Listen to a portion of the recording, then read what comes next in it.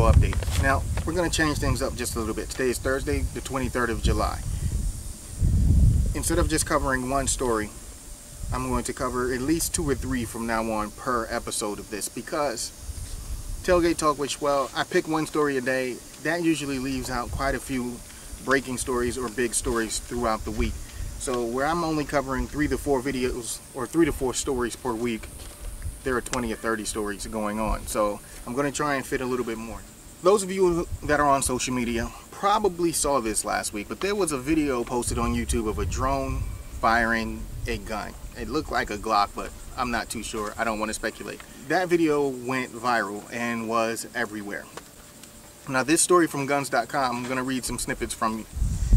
A Clinton, Connecticut teen is in hot water with the FAA after he posted a video of on YouTube of a drone he created. The problem? His little invention comes complete with a fully functioning semi-automatic handgun with the ability to be fired from a remote control. Not an airsoft gun, not a BB gun, but a real firearm, a semi-automatic pistol as listed here in this article, being fired by remote while the drone is flying around. Now, he's in a wooded area. I'm not sure what he was shooting into.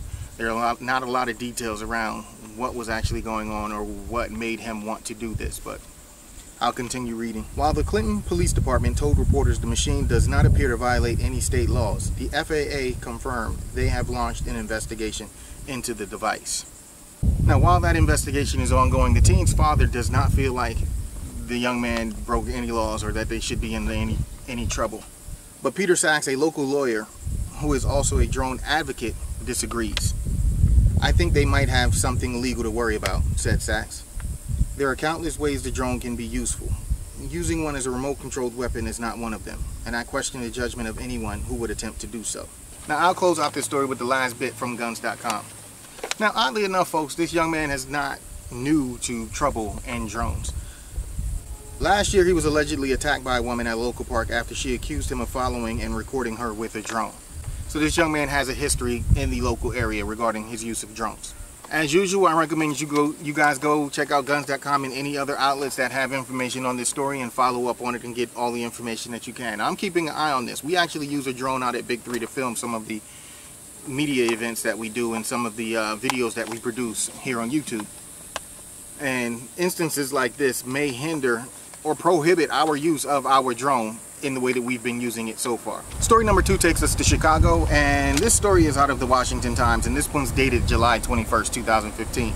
Now, this story is about a police investigator. Chicago police investigator says he was fired for finding cops at fault in shootings. A former Chicago Police Department investigator who had been tasked with reviewing officer-involved shootings says he was fired from the force for refusing to justify incidents in which he claims civilians were wrongly shot and sometimes killed.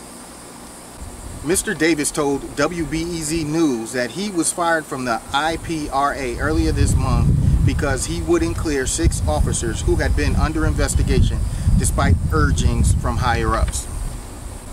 Davis served 23 years in law enforcement before joining the review board in 2008. The IPRA has reviewed nearly 400 officer-involved shootings since its inception in 2007.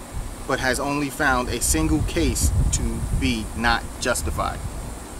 400 and only one? 2 weeks before being fired, according to Mr. Davis, his superiors determined during a job review that he had been displaying a clear bias against the police. Mr. Davis is quoted as saying, "The agenda is to not embarrass the city. The agenda is, so far, the agenda has been to justify all shootings." Now, if the people that we've charged with doing the investigations or making sure that law enforcement is actually enforcing the law the way it is intended cannot be trusted to do it with integrity, and what's the point in having them?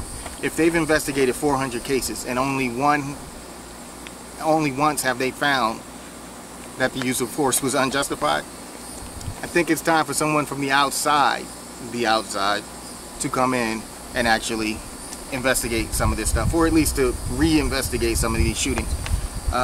We know Chicago is currently a war zone. When we look at those numbers, those of us out here who are biased by the media may think, well, it's Chicago. Those numbers are probably accurate. 401, it probably works out that way because Chicago is a war zone.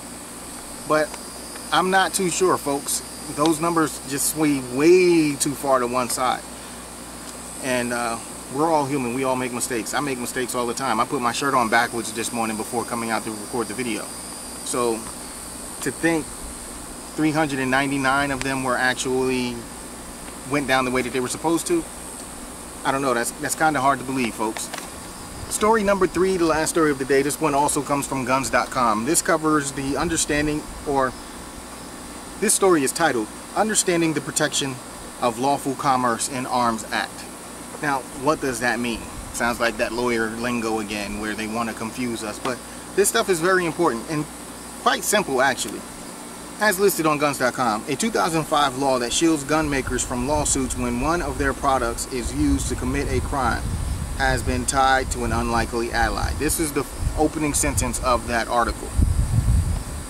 Presidential hopeful Senator Bernie Sanders, a Democrat from Vermont with a D rating from the National Rifle Association, defended his vote of the Protection of Lawful Commerce in Arms Act in an interview with CNN. In this interview, he is quoted as saying, "If somebody has a gun and it falls into the hands of a murderer, and that murderer kills somebody with the gun, do you hold the gun manufacturer responsible?